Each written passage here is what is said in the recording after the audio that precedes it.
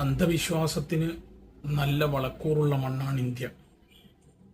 സംഘപരിവാർ അധികാരത്തിൽ വന്നതിന് ശേഷം സർക്കാർ തലത്തിൽ ഈ അന്ധവിശ്വാസങ്ങൾ ഊട്ടിയുറപ്പിക്കുന്ന പരിപാടികളാണ് നടന്നുകൊണ്ടിരിക്കുന്നത്.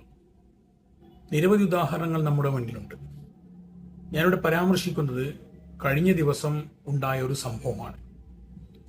ചില പത്രങ്ങൾ അത് റിപ്പോർട്ട് ചെയ്തിട്ടില്ല എന്നതുകൊണ്ട് തന്നെയാണ് ഈ വിഷയം പ്രത്യേക ശ്രദ്ധയിൽപ്പെടുത്തുവാൻ ഉദ്ദേശിക്കുന്നത്. ഹിമാചൽ പ്രദേശിൽ അവിടുത്തെ ഹാരിപൂർ മണ്ഡലത്തിലെ BJP MP അനുരാഗ് താക്കൂർ ദേശീയ ശാസ്ത്ര ദിനത്തിൽ തന്റെ മണ്ഡലത്തിലെ വിദ്യാർത്ഥികളുമായി സംവദിക്കുന്ന ഒരു പരിപാടി ഉണ്ടായിരുന്നു. പ്രസ്തുത പരിപാടിയിൽ അദ്ദേഹം കുട്ടികളോട് ചോദിക്കുന്നു, ആരാണ് ബഹിരാകാശത്തിൽ ആദ്യമായി പോയതെന്ന്.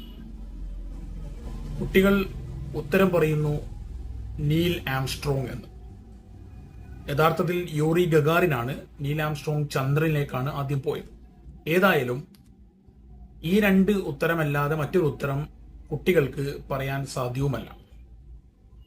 അപ്പോൾ അദ്ദേഹം മറുപടി നൽകുകയാണ്, നീൽ ആംസ്ട്രോങ് അല്ല, നമ്മുടെ ഹനുമാൻജിയാണ് ആദ്യമായി സ്പേസിലേക്ക് പോയത്. ഇത്തരം അന്ധവിശ്വാസങ്ങൾ, അതും ഒരു ശാസ്ത്ര ദിനത്തിൽ കുട്ടികളുടെ തലയിലേക്ക് അടിച്ചു കയറ്റുന്ന പ്രക്രിയക്ക് നാം എന്താണ് പറയേണ്ടത്? അനുരാഗ് താക്കൂർ മുൻ മന്ത്രിയാണ്. അദ്ദേഹം 5 തവണ ഈ മണ്ഡലത്തിൽ നിന്ന് തെരഞ്ഞെടുക്കപ്പെട്ട ആളുമാണ്. ഏതാണ്ട് 20 വർഷത്തോളമുള്ള പാർലമെന്ററി പാരമ്പര്യമുള്ള വ്യക്തിയാണ് അദ്ദേഹം. മാത്രമല്ല, ഇദ്ദേഹത്തിന് 2020 മികച്ച പാർലമെന്റേറിയനുള്ള അവാർഡ് പോലും നൽകുകയുണ്ടായി. ഒരു BJP പാർലമെന്റേറിയൻ ഇത്തരത്തിലുള്ള അവാർഡ് സ്വീകരിക്കുന്നത് ആദ്യവുമാണ്. പക്ഷെ ഇദ്ദേഹം അത്ര നല്ല ഒരു വ്യക്തിത്വം ആണെന്ന് പറയാൻ സാധ്യമല്ല. അദ്ദേഹത്തിന്റെ ട്രാക്ക് റെക്കോർഡ് അത്ര നല്ലതുമല്ല. 2020 ഡൽഹി തെരഞ്ഞെടുപ്പ് പ്രചാരണത്തിനിടയിൽ അദ്ദേഹത്തിന്റെ ചില വാചകങ്ങൾ വളരെ വിവാദമായിരുന്നു. രാജ്യദ്രോഹികളെ വെടിവെച്ച് കൊല്ലുക എന്ന പ്രശ്നത്തിന്റെ പേരിൽ അദ്ദേഹത്തിന് തെരഞ്ഞെടുപ്പ് കമ്മീഷൻ 72 മണിക്കൂർ വിലക്ക് പോലും ഏർപ്പെടുത്തിയുണ്ടായി. പക്ഷെ നമ്മുടെ വിഷയം അതല്ല. ഒരു ശാസ്ത്ര ദിനത്തിൽ ഇത്തരം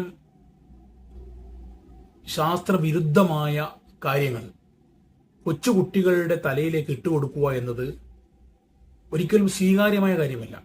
നമ്മുടെ ഇന്നത്തെ ഇന്ത്യയെ സംബന്ധിച്ചിടത്തോളം അത്തരം ധാരാളം സംഭവങ്ങൾ റിപ്പോർട്ട് ചെയ്യപ്പെടുന്നുണ്ട്. പല പുസ്തകങ്ങളിലും ശാസ്ത്രവിരുദ്ധമായ കാര്യങ്ങൾ വരുന്നുണ്ട്. യഥാർത്ഥ ആളുകളുടെ പേര് മാറ്റി ഇല്ലാത്ത ആളുകളുടെ പേര് വരുന്നു. പ്രത്യേകിച്ച് മുഗളന്മാർ ഇവിടെ ഉണ്ടാക്കിയ മോണിമെന്റ്സുകളുടെ പേര് പോലും മാറ്റിക്കൊണ്ടിരിക്കുകയാണ്. ഒരുപക്ഷെ നാളെ താജ്മഹൽ ഉണ്ടാക്കിയത് ഷാജഹാൻ ചക്രവർത്തി എന്ന പേര് മാറ്റി മറ്റേതെങ്കിലും ഒരു ഹിന്ദു ചക്രവർത്തിയുടെ പേര് വന്നാലും നമ്മൾ അത്ഭുതപ്പെടാനില്ല. പക്ഷെ ഇതൊന്നും എന്നെ വലിയ അത്ഭുതപ്പെടുത്തിയിട്ടില്ല. കാരണം ഇത്തരം സംഭവങ്ങൾ ധാരാളം ഇവിടെ നടക്കുന്നുണ്ട്.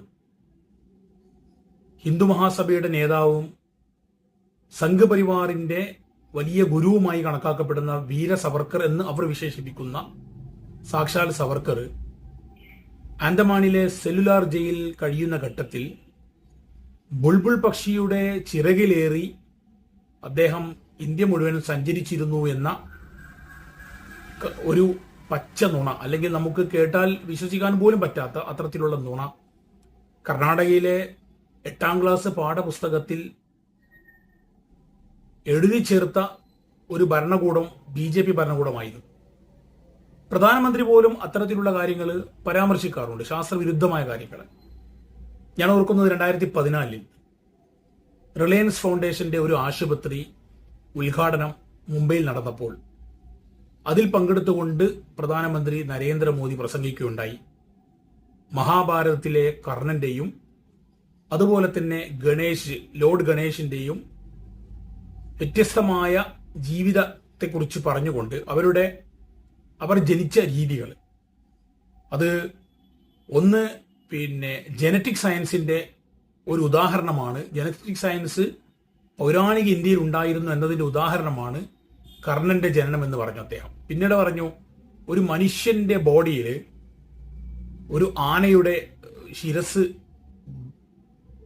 വെക്കുക എന്ന് പറയുന്നത് അക്കാലത്ത് പ്ലാസ്റ്റിക് സർജറി ഉണ്ടായിരുന്നതിന്റെ തെളിവാണെന്നൊക്കെ അദ്ദേഹം അടിച്ചുവിടുകയുണ്ടായി. ഒരു പ്രധാനമന്ത്രിയാണ് ഇത് പറഞ്ഞത്.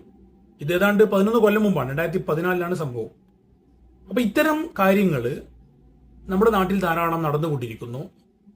ശാസ്ത്രത്തെ വെല്ലുവിളിച്ചുകൊണ്ട്, അല്ലെങ്കിൽ മനുഷ്യ ബുദ്ധിക്ക് നിരക്കാത്ത കാര്യങ്ങൾ പ്രചരിപ്പിച്ചുകൊണ്ട് വളരുന്ന ഒരു തലമുറക്ക് ഇത്തരത്തിൽ സന്ദേശം നൽകുകയാണെങ്കിൽ നാളെ നമ്മുടെ ഇന്ത്യ എന്ന് പറയുന്നത് വലിയ വലിയ മഹാന്മാർക്ക്, വലിയ വലിയ ചിന്തകന്മാർക്ക് ജന്മം നൽകിയ നാടാണ്.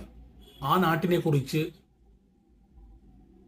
ഇന്ത്യക്ക് പുറത്തുള്ള ആളുകൾ പരിഹാസ്യരാകുന്ന ഒരു വിധത്തിലേക്ക് ഒരു ഭരണകൂടം തന്നെ എത്തിക്കുന്ന വളരെ മോശകരമായ, വളരെ മോശപ്പെട്ട ഒരു സ്ഥിതിവിശേഷമാണ് ഇതെന്ന് പറയാതിരിക്കാൻ നിർവാഹമില്ല.